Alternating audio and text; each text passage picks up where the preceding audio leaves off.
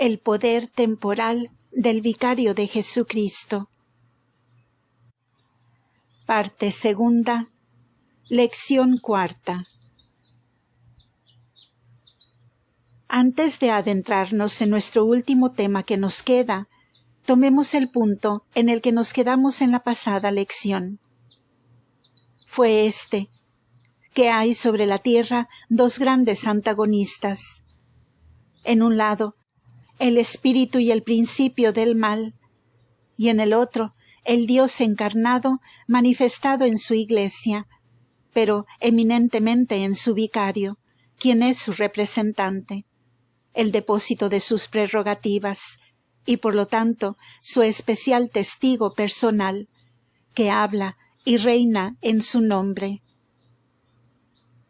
La función del Vicario de Jesucristo contiene, de manera completa, las prerrogativas divinas de la Iglesia, sabiendo que al ser el representante especial de la cabeza divina, él carga con todos sus poderes comunicables en el gobierno de la Iglesia en la tierra, única y exclusivamente.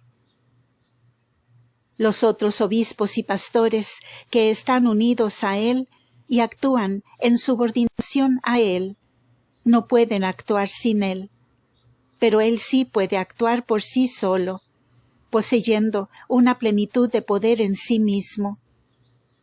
Y aún más, las dotes del cuerpo son las prerrogativas de la cabeza, y por lo tanto, los dones que descienden de la divina cabeza a la Iglesia, sobre todo el cuerpo místico, están centrados en la cabeza de ese cuerpo sobre la tierra. Al ponerse él en el lugar de la palabra encarnada como su ministro y testigo del reino de Dios entre los hombres.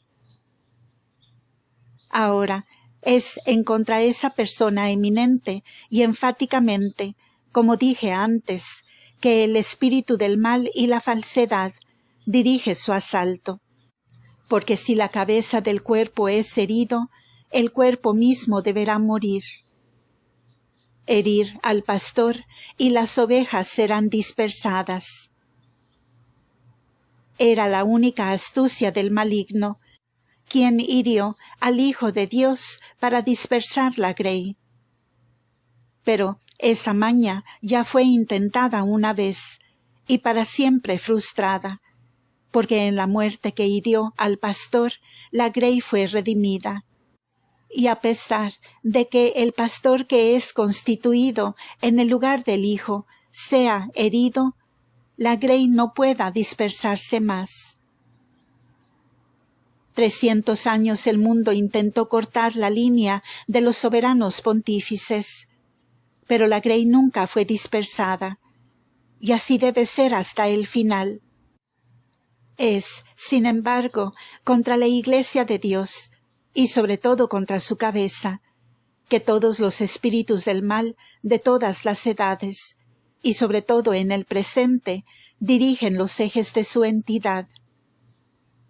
Vemos, pues, que lo que obstaculiza la manifestación, la supremacía y el dominio del espíritu del mal y del desorden sobre la tierra, a saber, el orden constituido de la cristiandad, la sociedad sobrenatural de la cual la Iglesia católica ha sido su creadora, el lazo de unión y el principio de conservación.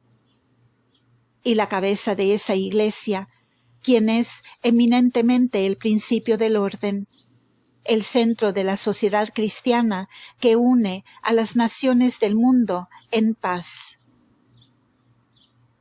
Ahora, el tema que nos queda es mucho más difícil. Se adentra en el futuro y se topa con organismos tan trascendentales y misteriosos que todo lo que me adentraré a hacer será esbozar un esquema de lo que las amplias y luminosas profecías, especialmente las del libro de Daniel y del Apocalipsis, exponen, sin intentar entrar en muchos detalles que sólo pueden ser interpretados por el evento. Y aún más, como dije al inicio, No intentaré nada excepto bajo la guía directa de la teología de la Iglesia y de escritores cuyas obras tienen su aprobación. Así como no he aventurado nada propio hasta aquí, así seguiré el mismo curso hasta el final.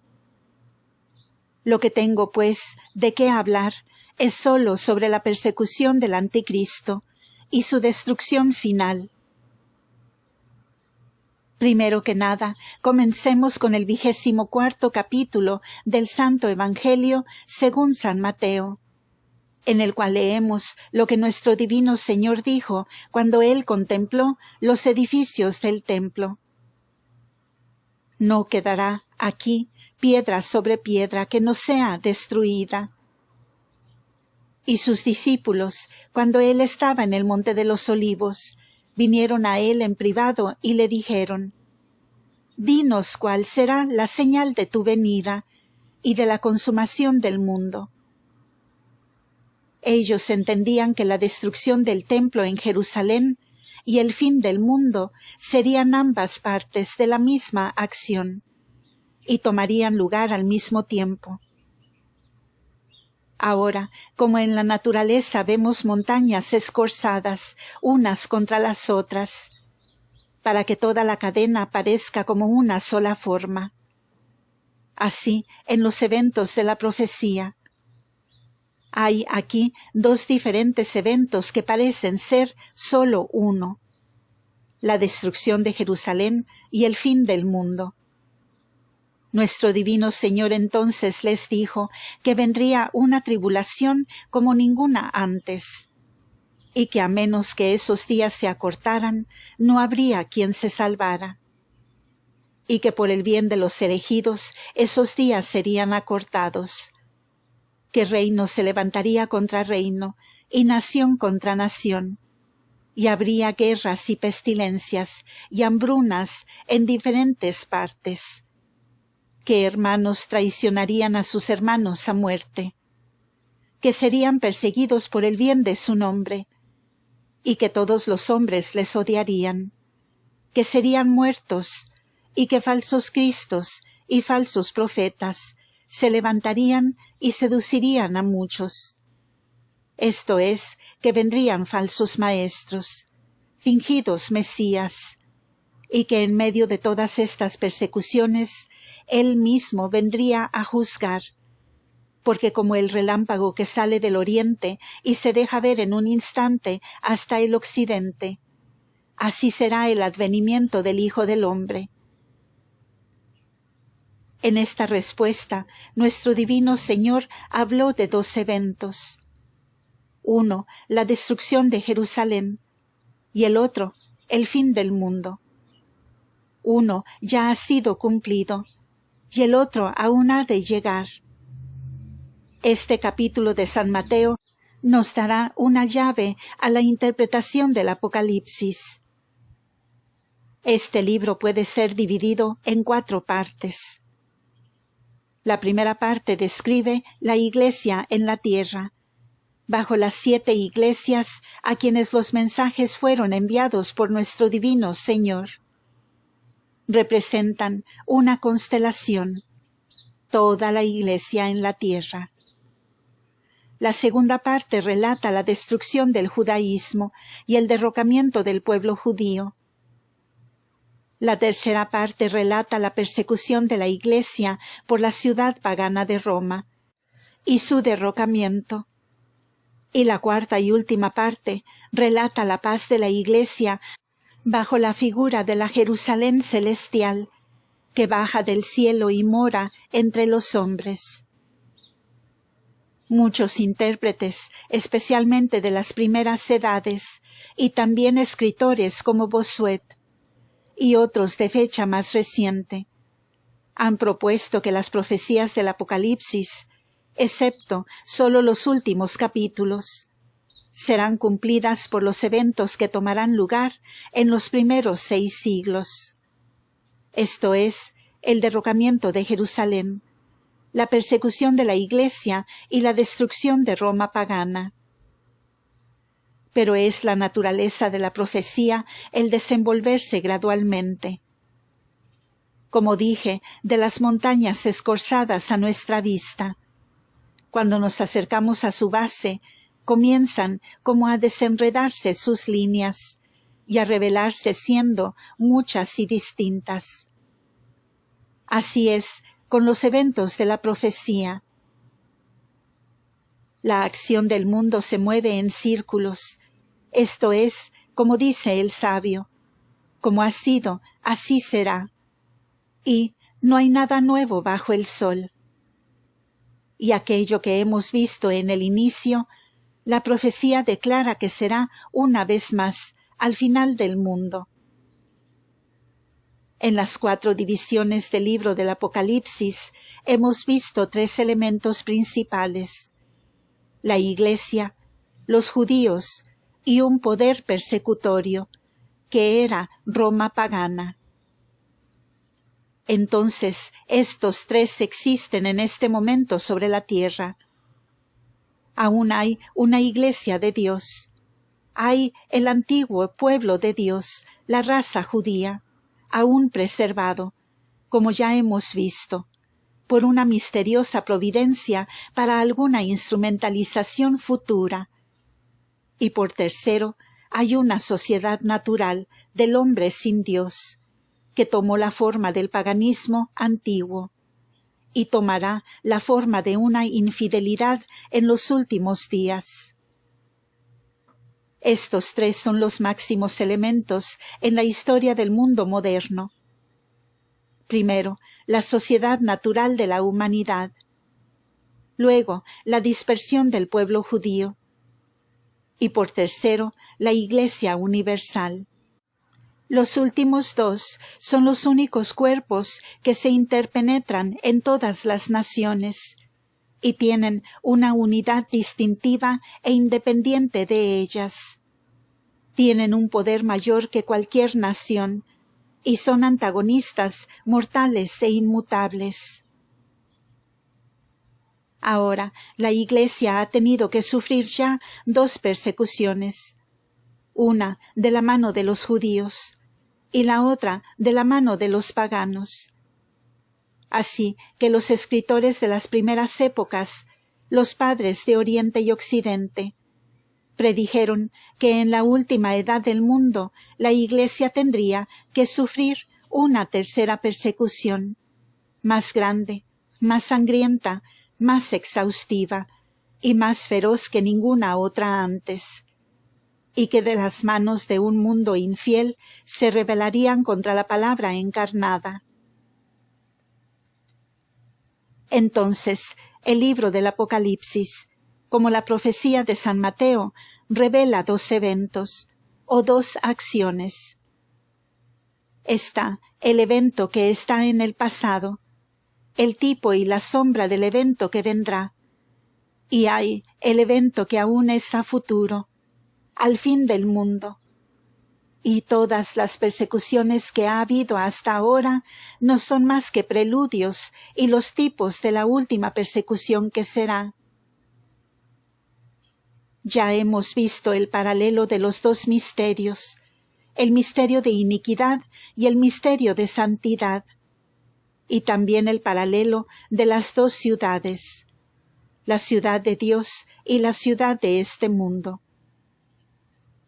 Queda otro paralelo que es necesario que examinemos para poder aclarar lo que habré de decir en adelante. Leemos en el libro del Apocalipsis sobre 2 mujeres. Está la mujer vestida de sol y la mujer sentada sobre una bestia, cubierta con los nombres de blasfemia. Es, pues, claro que estas 2 mujeres, como los 2 misterios y las 2 ciudades, representan, pues, 2 espíritus antagonistas, 2 principios antagonistas. En el 12º capítulo del libro del Apocalipsis, leemos de la mujer vestida de sol, con la luna bajo sus pies y sobre su cabeza una corona de 12 estrellas. Ningún católico batallará en encontrar una interpretación de estas palabras. Y aún los intérpretes protestantes, para evitar ver a la Inmaculada Madre de Dios en esta mujer vestida de sol, nos dicen que simboliza la Iglesia.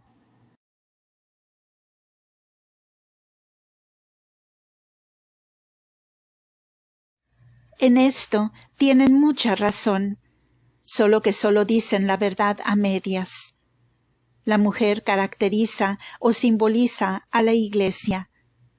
Por esta razón, que el símbolo de la Iglesia es la encarnación, la mujer está embarazada. El símbolo de la encarnación es la Madre de Dios. Por otro lado, no necesitamos ir muy lejos para encontrar la interpretación de la mujer sentada sobre una bestia que lleva los nombres de blasfemia. Porque el último versículo del capítulo 17 dice: La mujer que viste es la gran ciudad que tiene reino sobre los reyes de la tierra. Queda muy claro, pues, que hay un antagonismo entre estas dos mujeres.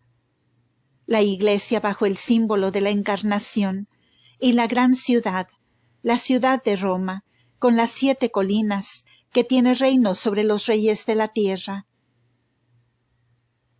Ahora tengamos muy claro en mente esta distinción, porque los intérpretes, acalorados por el espíritu de la controversia, han tenido el placer de confundir estas dos cosas juntas, y decirnos que esta mujer sentada sobre la bestia es la Iglesia de Roma. Pero la Iglesia de Roma es la Iglesia de Dios, o al menos una parte de ella, aún en la mente de estos intérpretes. ¿Cómo, pues, pueden estas dos, tan contrarias la una a la otra, significar lo mismo? En verdad, como lo fue con Elimas el mago, quien por sus perversidades no podría ver el sol por una estación. Así estos, que se acaloran en la controversia, pierden su sentido. En el esplendor de esta visión no pueden ver la verdad, e ir a encontrar la Iglesia de Dios en esta que es el tipo de su antagonista, cumpliendo pues el viejo autoengaño, que cuando la verdad está sobre la tierra, los hombres confunden una falsedad por la verdad, como cuando el verdadero Cristo vino, no le conocieron y le llamaron anticristo. Así como fue con su persona, así es con su Iglesia. Con estas distinciones preliminares, comencemos la última parte de nuestro tema. De lo que tengo que hablar es sobre la persecución que el anticristo infligirá sobre la Iglesia de Dios. Ya hemos visto una razón para creer que como nuestro divino Señor se entregó a sí mismo en las manos de pecadores cuando llegó su hora, y ningún hombre pudo tocarle hasta que él voluntariamente se entregó a su poder. Así será con esa Iglesia de la que él dijo: sobre esta roca construiré mi Iglesia, y las puertas del infierno no prevalecerán contra ella. Como el inicuo no prevaleció contra él cuando aún lo ataron con cuerdas, lo arrastraron a juicio, le vendaron sus ojos, se burlaron de él como falso rey, lo golpearon en la cabeza como falso profeta, se lo llevaron, lo crucificaron, y en la maestría de todo su poder parecían tener absoluto dominio sobre él, para que estuviera destrozado y casi aniquilado bajo sus pies, y que en ese exacto momento, cuando él murió y fue enterrado lejos de su vista, él lo conquistó todo, y se levantó de nuevo al tercer día, y ascendió al cielo, y fue coronado, glorificado e investido con toda su realeza, y reina supremo, Rey de reyes y Señor de señores. Aun esto será con su Iglesia, a pesar de ser perseguida por un tiempo, y a los ojos del hombre, derrocada, pisoteada, destronada, despojada, burlada y aplastada. Pero aun en ese alto momento de triunfo, las puertas del infierno no prevalecerán. Se espera para la Iglesia de Dios una resurrección y una ascensión, derechos y dominio, una recompensa de gloria por todo lo que ha soportado. Como Jesús necesita sufrir su camino a la corona, mas, coronada, estará con él eternamente. Que nadie pues se escandalice si la profecía habla de sufrimientos que vendrán. Nos entusiasma imaginar triunfos y glorias para la Iglesia en la tierra. Que el Evangelio se predicará a todas las naciones, y que el mundo se convertirá y todos los enemigos serán sometidos. Y no sé, hasta que algunos oídos se impacienten por escuchar que hay en el futuro para la Iglesia un tiempo de terrible prueba. Y así hacemos lo que los judíos de antaño, que buscaron un conquistador, un rey, y para prosperidad. Y cuando su Mesías vino en humildad y en pasión, no lo reconocieron. Así que me temo que muchos entre nosotros intoxican sus mentes con las visiones de triunfo y victoria, y no pueden soportar pensar que vendrá una persecución para la Iglesia de Dios. Escuchemos, pues, las palabras del profeta Daniel, hablando de la persona a quien San Juan llama el Anticristo, al que llama el Rey que obrará de acuerdo a su propia voluntad.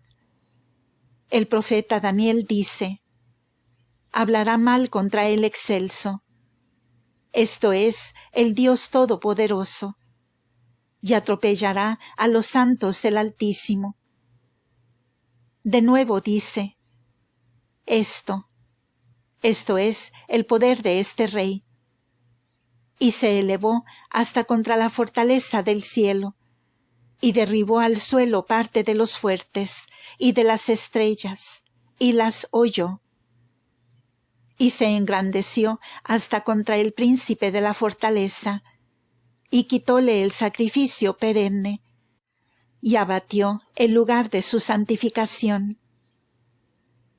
Dice aún más: cesarán las hostias y los sacrificios, y estará en el templo la abominación de la desolación. Estos pasajes son tomados de los capítulos 7, 8 y 9 de Daniel. Podría agregar más, pero son suficientes, porque en el libro del Apocalipsis encontramos una llave a todas estas palabras. San Juan, evidentemente, refiriéndose al libro de Daniel, escribe de la bestia, o sea, el poder persecutorio que reinará sobre la tierra con poder. Se le dio hacer la guerra contra los santos y vencerlos. Tenemos pues 4 distintas profecías de una persecución que será infligida por este poder anticristiano sobre la Iglesia de Dios. Señalaré entonces, tan brevemente como pueda, lo que aparece en los eventos de hoy alrededor de nosotros que nos guían a este resultado. La primera señal o marca de esta persecución venidera es una indiferencia hacia la verdad. Así como hay una calma justo antes del torbellino, y como las aguas sobre una gran cascada corren como el cristal, así antes de un brote hay un tiempo de tranquilidad. La primera señal es una indiferencia. La señal que presagia más seguramente que ninguna otra el brote de una futura persecución es un tipo de indiferencia despectiva a la verdad o a la falsedad. La antigua Roma, en su fuerza y poder, adoptó toda religión falsa de sus naciones conquistadas, y le dio a cada una un templo dentro de sus murallas. Fue soberana y despectivamente indiferente a todas las supersticiones de la tierra. Les motivó, pues cada nación tenía su propia superstición, y esa propia superstición era un modo de tranquilizar, gobernar y mantener bajo sujeción al pueblo que satisfacían con construir un templo dentro de sus puertas. De la misma manera, vemos las naciones del mundo cristiano en este momento gradualmente adoptar cada una forma de contradicción religiosa, o sea, dándoles un gran ámbito, y como se le dice, una perfecta tolerancia, sin reconocer ninguna distinción de la verdad o falsedad entre una religión y otra, sino dejando a todas las formas de religión obrar de su propia manera. No diría nada contra este sistema si fuera inevitable. Es el único sistema donde la libertad de conciencia ahora se mantiene. Solo digo que miserable es el estado del mundo en el que 10.000 venenos crecen alrededor de una verdad. Miserable es el estado de cualquier país donde la verdad es sólo tolerada. Este es el estado de gran peligro espiritual e intelectual. Y sin embargo, parece que no hay alternativa sino que los gobernadores civiles permitan una perfecta libertad de conciencia, y así mantenerse en un estado de perfecta indiferencia. Veamos el resultado. Ante todo, la divina voz de la Iglesia de Dios es, pues, enteramente ignorada. No ven distinción entre una doctrina de fe y una opinión humana. Ambas son permitidas para tener camino libre. Hay doctrinas mezcladas de fe con cada forma de herejía. Hasta como en Inglaterra, tenemos toda forma concebible de creencia. Del Concilio de Trento en todo su rigor y toda su perfección de un lado, al catecismo de religión positiva en el otro. Tenemos toda forma de opinión y libremente permitidas, que nacen de los dos extremos. El uno, que es el culto de Dios uno y trino, encarnado por nosotros, y el otro, la negación de Dios y el culto a la humanidad. Luego, para negar e ignorar el curso de la voz divina de la Iglesia, el gobernador civil debe ignorar la divina unidad de la Iglesia y admitir toda forma de separación, o sistema, o división, todo mezclado, para que la gente se desmorone en sectas religiosas y divisiones religiosas, y la ley de unidad se pierda completamente. Luego, pues, toda verdad positiva como tal es despreciada. Y es despreciada porque ¿quién puede decir qué es el bien y qué es el mal si no hay un maestro divino? Si no hay un juez divino, ¿quién dirá lo que es verdad y lo que es falso entre el conflicto de las opiniones religiosas? Un estado que se ha separado de la unidad de la Iglesia y que por lo tanto ha perdido la guía del Maestro Divino, no puede determinar por ninguno de sus tribunales, civiles o eclesiásticos, como continúa llamándolos, lo que es verdad y lo que es falso en una controvertida pregunta sobre religión. Y pues, como sabemos, allí crece un intenso odio hacia lo que es dogmatismo, esto es, hacia toda verdad positiva, todo lo que es definitivo, todo lo que es final y todo lo que tiene límites precisos, cualquier forma de creencia que se expresa en definiciones particulares. Todo lo que es totalmente repugnante al hombre, que en principio alientan todas las formas de opinión religiosa. De hecho, estamos llegando al estado de Festo, quien, cuando escuchó que los judíos tenían una acusación en contra de San Pablo, reportó que no pudo encontrar ninguna cuestión que le pareciera mala, porque eran cuestiones de superstición. Y sobre un Jesús muerto, que Pablo afirmaba que estaba vivo. Esto, pues, es el estado de indiferencia al cual los gobernadores civiles del mundo gradualmente se reducen, y el gobierno que administran, y al pueblo que gobiernan.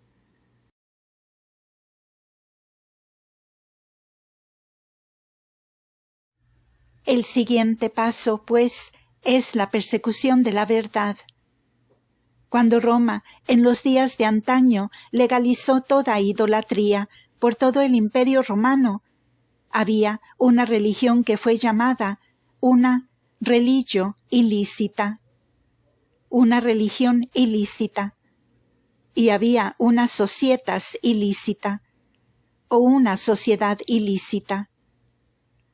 Podían adorar a los 12 dioses de Egipto, a Júpiter Capitolino, o a Dea Roma, pero no podían adorar al Dios del cielo, no podían adorar a Dios revelado en su Hijo. No creían en la encarnación, y esa religión que era por sí sola la verdadera, era la única religión que no era tolerada. Habían los sacerdotes de Júpiter, de Cibeles, de Fortuna y de Vestas. Había todo tipo de confraternidades sagradas, órdenes y sociedades, y no sé qué más. Pero había una sociedad a la que no se le permitía existir, y esa era la Iglesia del Dios vivo. En medio de esta tolerancia universal había una excepción hecha con la exactitud más imperativa: excluir la verdad y la Iglesia de Dios del mundo. Ahora pues, esto es lo que inevitablemente debe volver a suceder, porque la Iglesia de Dios es inflexible en la misión a la que se comprometió. La Iglesia católica nunca será transigente con una doctrina. Nunca permitirá que 2 doctrinas se enseñen dentro de sus vallas. Nunca obedecerá al gobernador civil que pronuncia un juicio en materias que son espirituales. La Iglesia católica está unida por la ley divina a sufrir martirio antes que comprometer una doctrina u obedecer la ley del gobernador civil que viola la conciencia. Y más que esto, no es sólo obligada a ofrecer una pasiva desobediencia, la cual se puede hacer en un rincón, y por lo tanto no sea detectada. Y si no es detectada, entonces no será castigada. Pero la Iglesia católica no puede enmudecer, no puede mantener su paz, no puede cesar de predicar las doctrinas de la revelación, no sólo de la Trinidad y de la Encarnación, pero de igual manera de los 7 sacramentos, y de la infalibilidad de la Iglesia de Dios, y de la necesidad de unidad, y de la soberanía, tanto espiritual como temporal, de la Santa Sede. Y porque no enmudecerá, y no puede transigir, y no obedecerá en materias que son de su propia prerrogativa divina, entonces está aislada del mundo. Porque no hay otra Iglesia, así llamada, o cualquier otra comunidad que profese ser una Iglesia, que no se someta, obedezca o mantenga su paz, cuando los gobernadores civiles del mundo ordenen. No han pasado 10 años desde que escuchamos de una decisión sobre la materia del bautismo, que implicaba la doctrina del pecado original en una mano y la doctrina de la gracia preventiva en la otra. Y porque un juez civil pronunció que era legal en la Iglesia establecida de Inglaterra que los hombres sin castigo enseñaran 2 doctrinas contradictorias. Obispos, sacerdotes y la gente se contentaron con que así debía de ser. O a lo menos dijeron: no podemos negarnos. El poder civil permitirá que los hombres enseñen ambas. ¿Qué podemos hacer? Somos perseguidos, por lo que debemos mantener nuestra paz. Habremos de administrar bajo una ley civil que nos compele a aguantar que el hombre que predica ante nosotros por la mañana o el hombre que predica ante nosotros por la tarde predique una doctrina en contradicción diamétrica a lo que sabemos que es la doctrina revelada por Dios. Y porque los gobernadores civiles lo han determinado así, nosotros no somos responsables, y la Iglesia establecida no es responsable, porque es perseguida. Ahora pues, esta es la diferencia característica entre un sistema humano establecido por la ley civil y la Iglesia de Dios. Se permitiría en la Iglesia que es católica y romana que ahora niegue yo que todo niño bautizado recibe la infusión de la gracia regenerativa. Se sabe perfectamente que si yo fuera a separarme una jota o título de la Santa Fe Católica, entregada por la voz divina de la Iglesia de Dios, yo sería inmediatamente suspendido. Y ningún gobernador civil o poder del mundo podría restaurarme al ejercicio de mis facultades. Ningún juez civil o potentado en la tierra podría restaurarme a la administración de los sacramentos, hasta que la autoridad espiritual de la Iglesia me lo permitiera. Esto es, pues, la diferencia característica, la cual deberá algún día traer sobre la Iglesia, en todos los países donde este espíritu de indiferencia se ha establecido, una persecución del poder civil. Y para una razón más, porque la diferencia entre la Iglesia católica y toda otra sociedad es esta. Otras sociedades son de formación voluntaria. Esto es, la gente se une a un cuerpo particular, y si no les agrada a mejor conocimiento, se van. Se convierten en baptistas o anabaptistas, o episcopales o unitarios, o presbíteros, hasta que encuentran algo que no les agrada en estos sistemas, y luego se van por su lado, o se unen a algún otro cuerpo, o permanecen separados, porque estas sociedades no tienen derecho a gobernar la voluntad. Todo lo que profesan hacer es enseñar. Son como las escuelas de antaño, y su enseñanza es como la filosofía cristiana. Ponen sus doctrinas ante aquellos que están dispuestos a escuchar, y si escuchan, y de buena suerte concuerdan con ellos, se quedan con ellos, y si no, se van. Pero ¿dónde está el gobierno sobre la voluntad? Pueden decir, en nombre de Dios y bajo el dolor de pecado mortal, debes creer que Dios se encarnó, y que nuestro Señor encarnado se ofrece a sí mismo en sacrificio sobre el altar, que los sacramentos instituidos por el Hijo de Dios son 7, y que todos transmiten la gracia del Espíritu Santo. A menos que tengan una autoridad sobre la voluntad como sobre la inteligencia, son sólo una escuela y no un reino. Este es, pues, un carácter enteramente falto de toda sociedad, que no puede clamar gobernar en nombre de nuestro divino Señor, con una voz divina. Y por lo tanto la Iglesia de Dios difiere de toda otra sociedad en este particular, que no es sólo una comunión entre personas que voluntariamente se unen, sino que es un reino. Tiene una legislatura. La línea de sus concilios por 1800 años se ha sentado, deliberado y decretado con toda la solemnidad y la majestad de un parlamento imperial. Tiene un ejecutivo que lleva y hace cumplir los decretos de esos concilios, con toda la calma y toda la decisión perentoria de una voluntad imperial.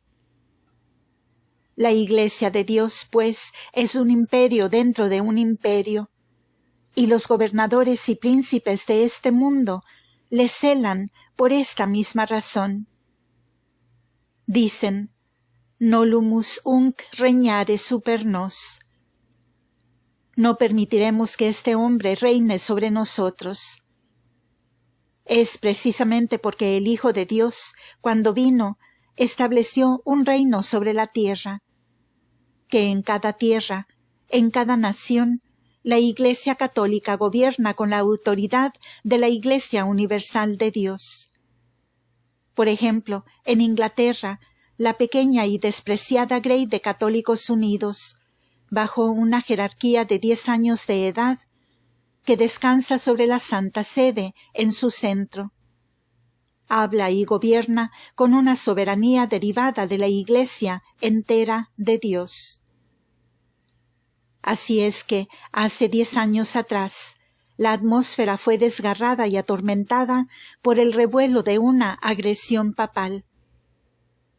El instinto natural de los gobernadores civiles sabían que no era una mera filosofía cristiana, que flotó de tierras extranjeras, sino un gobierno, un poder y una soberanía. Por esta razón también la escuela extrema liberal, aquellos que clamaban tolerancia para cada forma de opinión, que enseñaban que la oficina del gobernador civil no debe entrar nunca en controversias de religión, pero que todos los hombres deben tener libertad en sus creencias, y la conciencia de todos los hombres tener libertad ante Dios.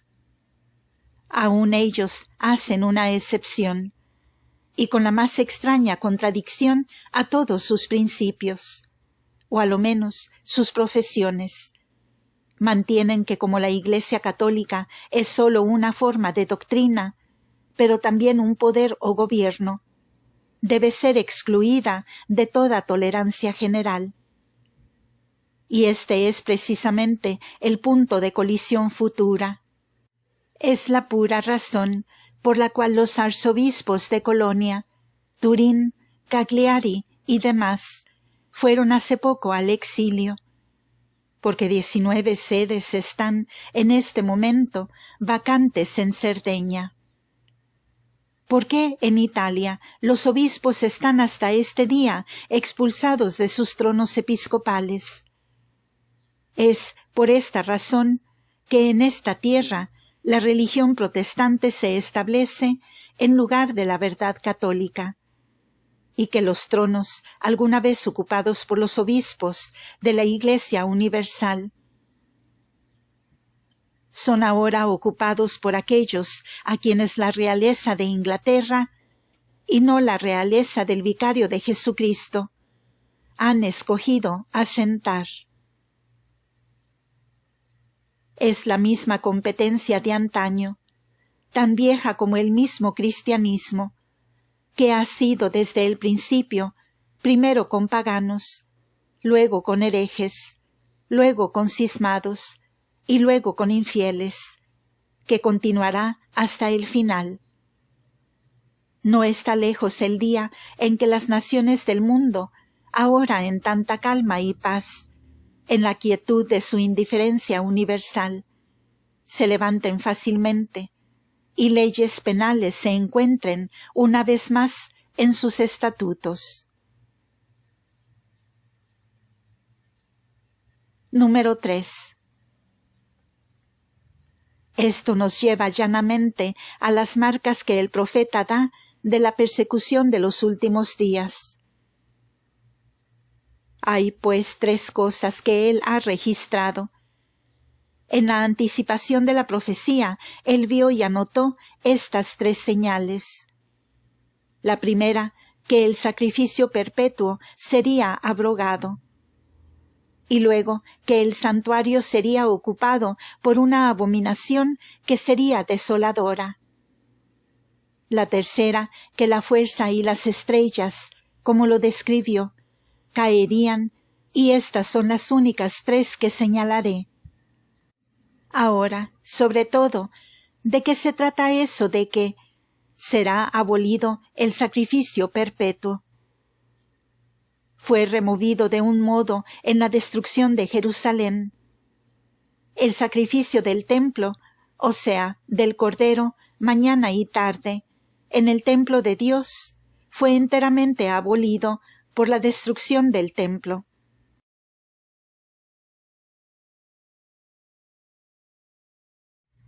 El profeta Malaquías dice: porque desde levante a poniente es grande mi nombre entre las naciones, y en todo lugar se sacrifica y se ofrece al nombre mío una ofrenda pura.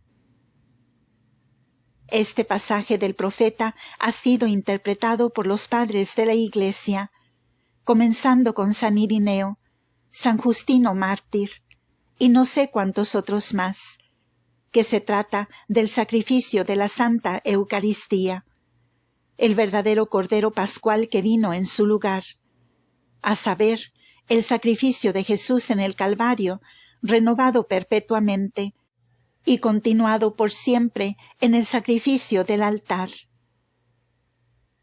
Ha sido quitado este continuo sacrificio. Lo que era típico de él en los días de antes ha sido ya quitado. Pero se ha quitado lo que es en realidad.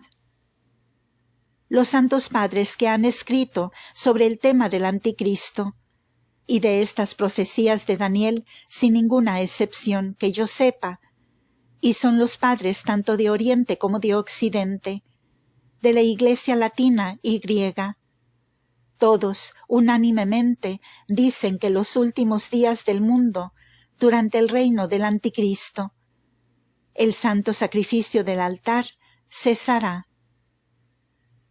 En la obra sobre el fin del mundo, atribuido a San Hipólito, tras una larga descripción de las aflicciones de los últimos días, leemos como sigue: las iglesias se lamentarán con una gran lamentación, porque no se ofrecerá más la oblación, ni incienso, ni adoración aceptable a Dios.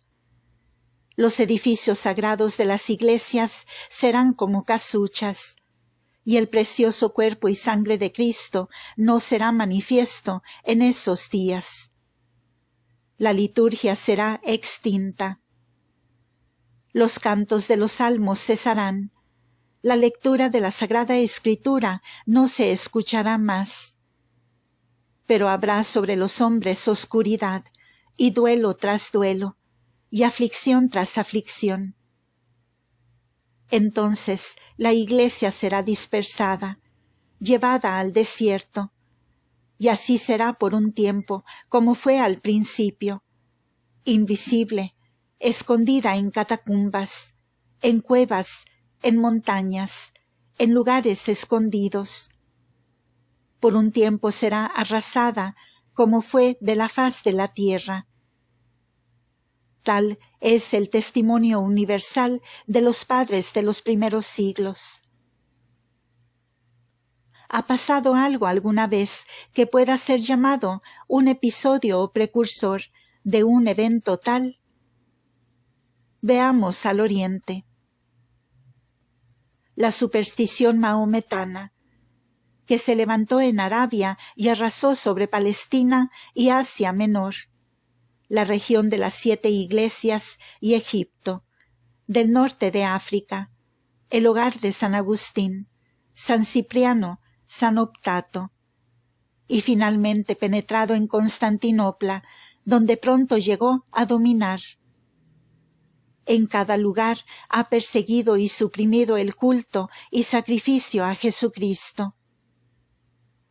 La superstición mahometana en este momento tiene por mezquitas una multitud de iglesias cristianas, en las cuales el sacrificio continuo ya se ha quitado, y el altar ha sido totalmente destruido. En Alejandría y en Constantinopla hay iglesias construidas para el culto cristiano, en las cuales ningún pie de cristiano ha entrado desde que el sacrificio perpetuo ha sido quitado. Seguramente en esto vemos, a lo menos en parte, el cumplimiento de esta profecía, tanto que muchos intérpretes vieron en Mahoma al anticristo, y que ninguno otro vendrá. Sin duda, él fue uno de los muchos precursores y tipos de anticristo que habrá. Ahora pues veamos al mundo occidental. ¿Se ha removido el sacrificio perpetuo de alguna otra parte? Por ejemplo, en todas esas iglesias de la Alemania protestante, las cuales fueron antes católicas, donde el sacrificio de la misa era diariamente ofrecido. Por toda Noruega, Suecia y Dinamarca, y la mitad de Suiza, donde hay una multitud de iglesias antiguas. Por toda Inglaterra, en las catedrales y las iglesias parroquiales de esta tierra, que fueron simplemente construidas como capillas de Jesús encarnado en la Santa Eucaristía, como santuarios alzados para la ofrenda del santo sacrificio. ¿Cuál es la marca característica de la Reforma, sino el rechazo de la misa y todo lo que le pertenezca, como se declara en los 39 artículos de la Iglesia de Inglaterra, que son fábulas blasfemas y peligrosos engaños? La supresión del sacrificio perpetuo es, sobre todo, la marca y característica de la Reforma protestante. Encontramos, pues, que esta profecía de Daniel ya se ha cumplido tanto en Oriente como en Occidente. En las dos puntas, a decir, mientras en el corazón de la cristiandad aún se ofrece el santo sacrificio. ¿Cuál es el gran diluvio de infidelidad, revolución y anarquía que ahora socava los fundamentos de la sociedad cristiana, no solo en Francia sino en Italia, y que abarca a Roma, el centro y santuario de la Iglesia católica, sino la abominación que desuela el santuario y quita el sacrificio perpetuo? Por largo tiempo, las sociedades secretas han socavado y alveolado las sociedades cristianas de Europa, y luchan empujándose hacia Roma, el centro de todo el orden cristiano en el mundo. El cumplimiento de la profecía falta por llegar, y lo que hemos visto en las dos puntas también veremos en el centro. Y ese gran ejército de la Iglesia de Dios será, por un tiempo, dispersado. Parecerá por un tiempo derrotado, y el poder de los enemigos de la fe parecerá por un tiempo vencedor. El sacrificio perpetuo será abrogado, y el santuario será abatido.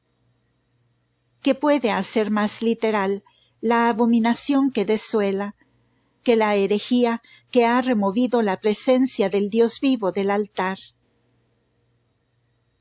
Si comprendieras esta profecía de la desolación, entra a una iglesia que antes fue católica, donde ahora no hay señal de vida, está vacía, deshabitada, sin altar, sin tabernáculo, sin la presencia de Jesús. y lo que ya ha pasado en el Oriente y en el Occidente se extiende por todo el centro de la unidad católica.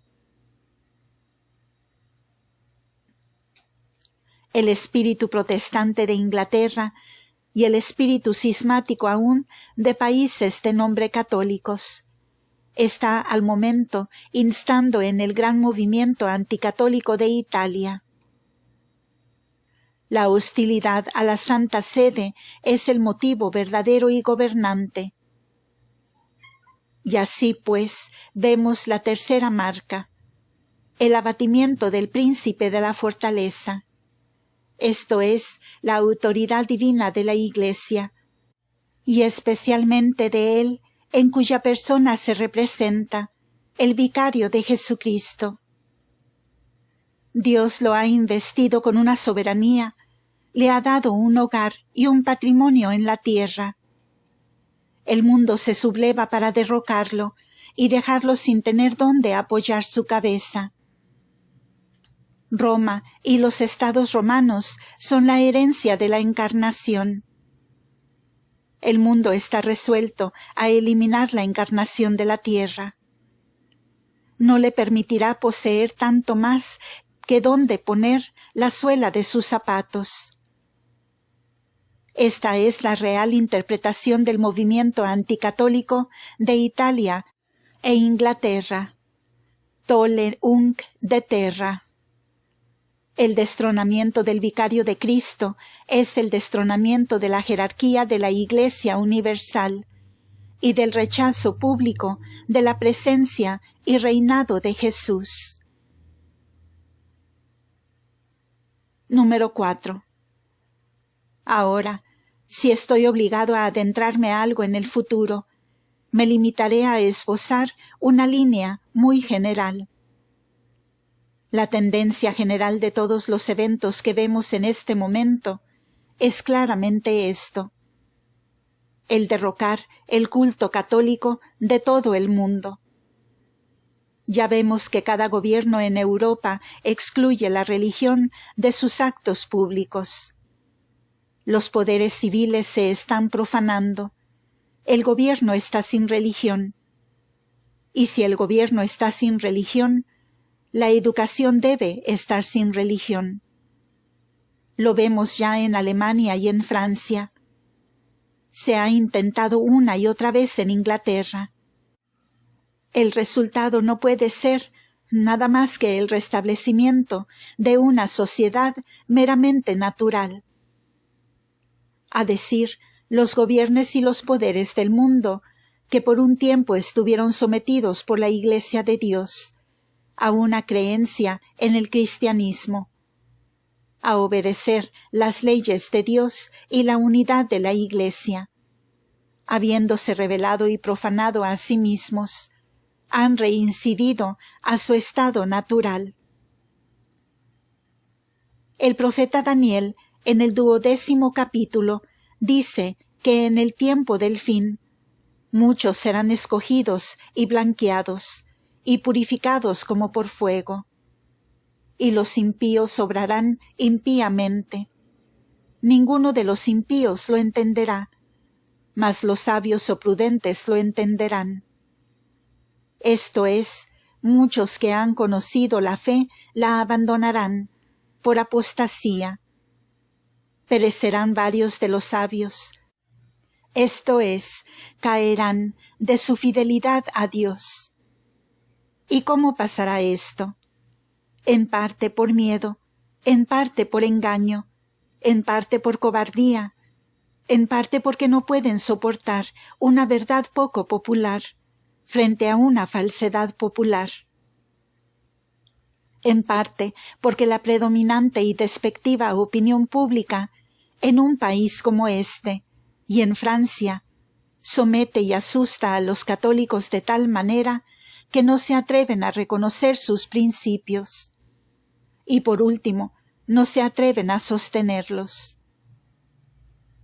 Se convierten en admiradores y adoradores de la prosperidad material de los países protestantes. Ven el comercio, las manufacturas, la agricultura el capital, la ciencia práctica, los irresistibles ejércitos y las flotas que cubren el mar.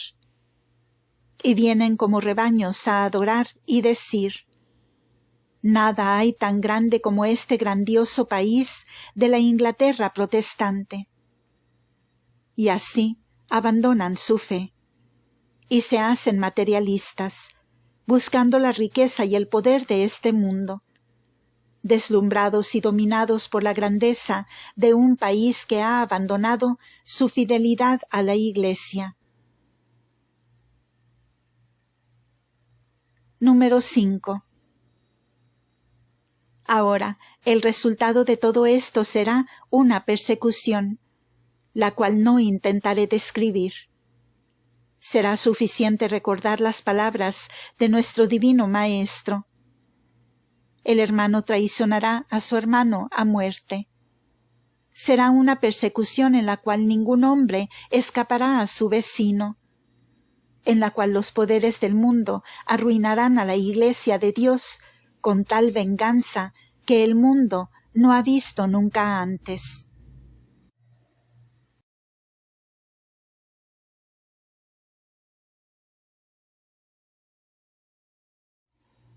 La palabra de Dios nos dice que hacia el fin de los tiempos el poder de este mundo será tan irresistible y tan triunfante que la Iglesia de Dios se hundirá bajo su mano, que la Iglesia de Dios no recibirá más ayuda de emperadores o reyes, o príncipes, o legisladores, o naciones, o pueblos, para resistir contra el poder y fuerza de su antagonista.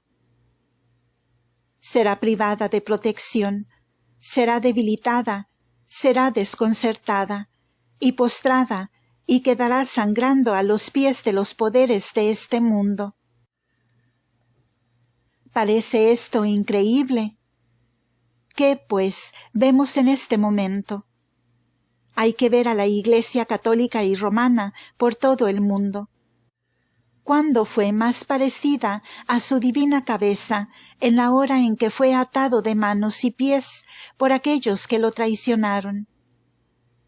Hay que mirar a la Iglesia católica, aún independiente, fiel a su depósito divino, mas abandonada por las naciones del mundo, al Santo Padre, el vicario de nuestro divino Señor, al momento burlado, desdeñado, despreciado, abandonado, robado de lo suyo, y aun aquellos que lo defenderían, asesinados. ¿Cuándo, pregunto, estuvo la Iglesia de Dios en una condición más débil, en un estado más endeble a los ojos de los hombres, y en este orden natural, más que hoy? ¿Y de dónde, pregunto, vendrá su salvación? ¿Hay en este mundo algún poder que pueda intervenir? ¿Hay algún rey, príncipe o potentado que tenga el poder de interponer, ya sea su voluntad o su espada, por la protección de la Iglesia? Ninguno. Y así se profetizó que sería. Ni aunque lo deseemos, porque la voluntad de Dios es otra. Pero sí hay un poder el cual destruirá a todos los antagonistas. Hay una persona que romperá y golpeará, reduciendo a todos los enemigos de la Iglesia como al polvo en verano de una era. Porque es Él quien consumirá a sus enemigos con el aliento de su boca, y los destruirá con el resplandor de su venida. Parece como si el Hijo de Dios estuviera celoso de que alguien más reivindicara su autoridad. Él ha reclamado la batalla para Él mismo. Él ha aceptado el golpe que ha sido arrojado contra Él. Y la profecía es llana y explícita de que el último derrocamiento del mal será suyo, que será forjado no por hombre alguno, sino por el Hijo de Dios, y que todas las naciones del mundo sabrán de Él, y sabrán que Él y sólo Él es Rey, y que Él y solo Él es Dios. Leemos en el libro del Apocalipsis sobre la ciudad de Roma, que dijo en el orgullo de su corazón: «Estoy como reina sentada en solio, y no soy viuda, y no veré duelo». Por eso, en un día sobrevendrán sus plagas, mortandad, llanto y hambre, y será abrasada del fuego, porque poderoso es el Dios que ha de juzgarla. Algunos de los más grandes escritores de la Iglesia nos dicen que en toda probabilidad, en el último derrocamiento de los enemigos de Dios, la ciudad de Roma será destruida, será castigada por segunda vez por Dios Todopoderoso, como lo fue en el principio. No hubo nunca destrucción alguna sobre la tierra comparable a la destrucción de Roma en los días de antaño. San Gregorio Magno, escribiendo sobre esto, dice: «Roma, no hace mucho, fue vista como la señora del mundo. Lo que ahora es, solo contemplamos. Aplastada por muchas e incontables miserias, por la desolación de sus habitantes, por la incursión de sus enemigos, la frecuencia de destrucción. Vemos cumplidos en ella las palabras del profeta contra la ciudad de Samaria. ¿Dónde está el Senado? ¿Dónde está ahora la gente? Los huesos están deteriorados y la carne consumida. Toda la pompa de grandeza mundana en ella se extinguió. Toda su estructura se disolvió. Y nosotros, los pocos que quedamos, somos acosados a diario por la espada y por innumerables tribulaciones. Roma está vacía y en llamas. Su pueblo ha fracasado y hasta sus murallas caen. ¿Dónde están los que se exultaban en su gloria? ¿Dónde está su pompa? ¿Dónde su orgullo? ¿Dónde su constante e inmoderado regocijo?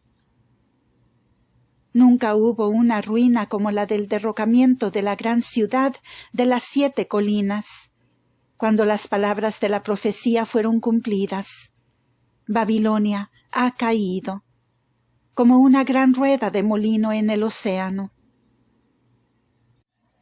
Los escritores de la Iglesia nos dicen que en los últimos días la ciudad de Roma probablemente apostatará de la Iglesia y vicario de Jesucristo, y que Roma será nuevamente castigada, porque Él saldrá de ella, y el juicio de Dios caerá sobre el lugar donde Él una vez reinó sobre las naciones del mundo. Porque, ¿qué hace a Roma sagrada sino la presencia del vicario de Jesucristo? ¿Qué tiene que debiera ser querido a los ojos de Dios, salvo solo la presencia del vicario de su Hijo?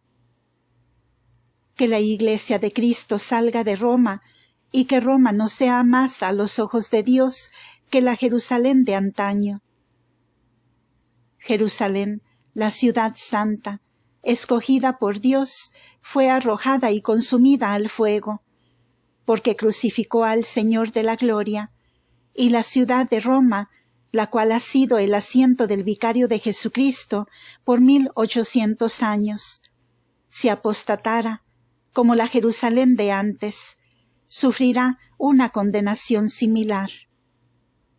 Y por lo tanto, los escritores de la Iglesia nos dicen que la ciudad de Roma no tiene ninguna prerrogativa, excepto solo que el vicario de Cristo está allí. Y si se hace infiel, los mismos juicios que cayeron sobre Jerusalén, santificada que estaba por la presencia del Hijo de Dios, del Maestro, y no del discípulo solamente, caerán también sobre Roma. La apostasía de la ciudad de Roma, del vicario de Cristo, y la destrucción del Anticristo, pueden ser pensamientos tan nuevos para muchos católicos, que considero bien recitar el texto de teólogos de la mejor reputación. Primero, Malvenda, quien escribe expresamente sobre el tema. Declara junto a la opinión de Rivera, Gaspar Melus, Viegas, Suárez, Belarmino y Bocio, que Roma apostatará de la fe, expulsará al vicario de Cristo y regresará a su antiguo paganismo. Las palabras de Malvenda son: pero Roma, en los últimos tiempos del mundo, regresará a su antigua idolatría, poder y grandeza imperial. Echará fuera a su pontífice, apostatará del todo de la fe cristiana, perseguirá terriblemente a la Iglesia, derramará la sangre de mártires más cruelmente que antes, y recobrará su estado de abundante riqueza, o hasta más de lo que tuvo bajo sus primeros gobernantes. Lessius dice: en el tiempo del Anticristo, Roma será destruida, como vemos abiertamente en el capítulo 13 del Apocalipsis. Y de nuevo, la mujer que viste es la gran ciudad que tiene imperio sobre los reyes de la tierra, lo que representa a Roma en su impiedad, tal como era en el tiempo de San Juan. Y será otra vez en el fin del mundo.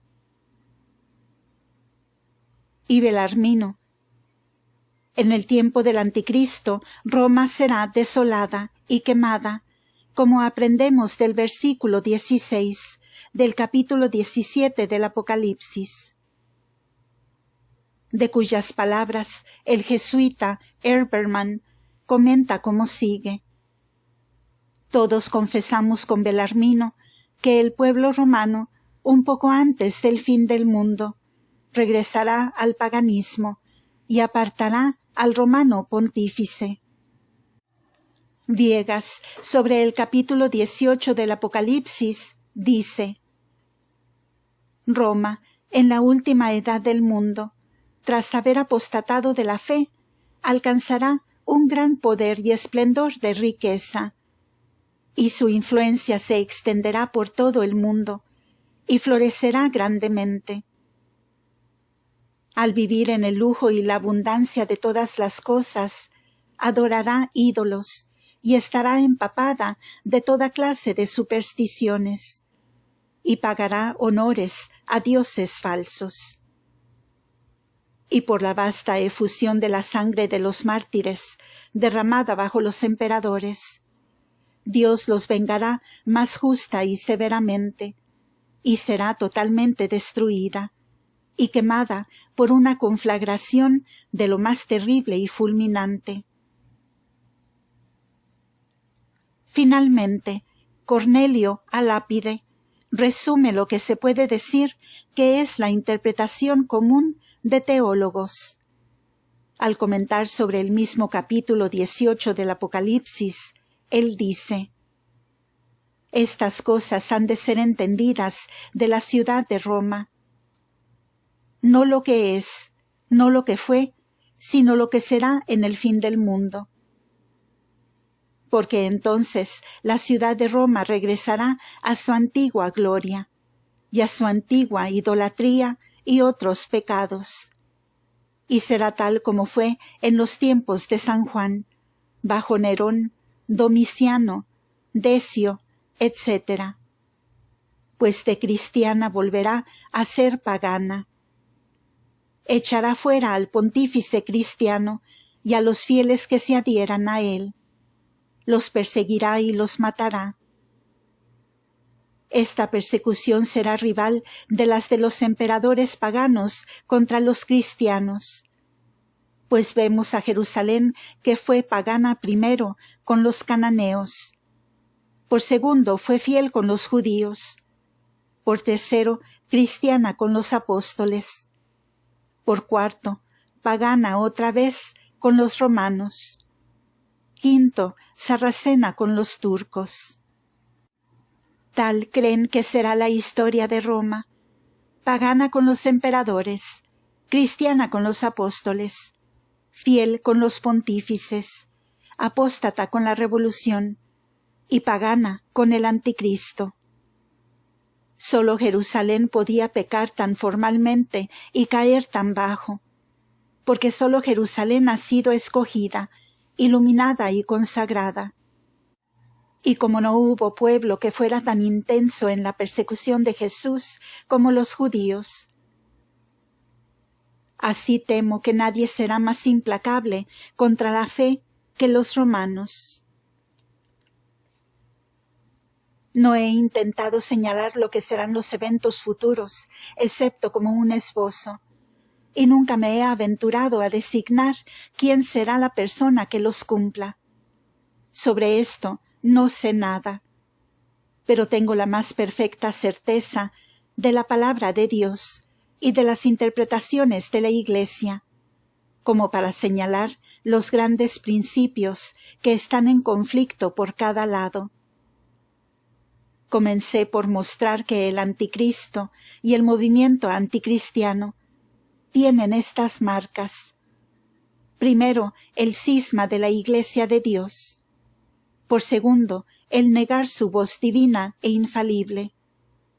Y por tercero, el negar la encarnación. Es, por lo tanto, el directo y mortal enemigo de una santa católica y romana Iglesia. La unidad por la cual todo cisma se crea, el órgano de la voz divina del Espíritu de Dios, la capilla y santuario de la encarnación y del sacrificio perpetuo.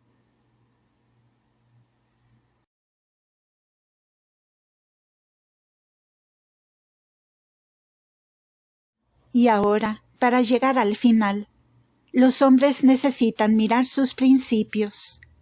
Deben escoger entre dos cosas: entre la fe de un maestro que habla con una voz infalible, gobernando la unidad la cual ahora, como desde el principio, une a las naciones del mundo, o el espíritu de un cristianismo fragmentario, que es la fuente del desorden, y finaliza en la incredulidad.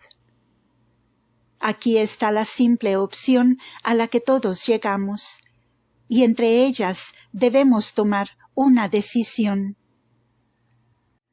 Los eventos diarios llevan a los hombres más y más adentro en la carrera en la que han entrado. Los hombres diariamente se dividen más y más. Estos son tiempos para examinar. Nuestro divino Señor está en la Iglesia. Él tiene en sus manos el bieldo, y limpiará perfectamente su era, y su trigo lo meterá en el granero, mas las pajas quemarálas en un fuego duradero. Es un tiempo de prueba, cuando algunos de los sabios caerán, y sólo aquellos que serán firmes hasta el final serán salvados. Los dos grandes antagonistas están recopilando sus fuerzas para el último conflicto. Podrá no ser en nuestros días, podrá no ser en los días de aquellos que vendrán después de nosotros, pero una cosa es cierta, que estamos siendo puestos a prueba ahora como lo serán los que vivan en los tiempos en que esto sucederá. Pues tan seguro es como de que el Hijo de Dios reina en lo alto, y reinará hasta que ponga a todos sus enemigos bajo sus pies. Tan seguro es que aquel que levante un talón o dirija un arma contra su fe, su Iglesia o su vicario sobre la tierra, compartirá el juicio que está reservado para el anticristo a quien sirve. Fin de este episodio. Continuará.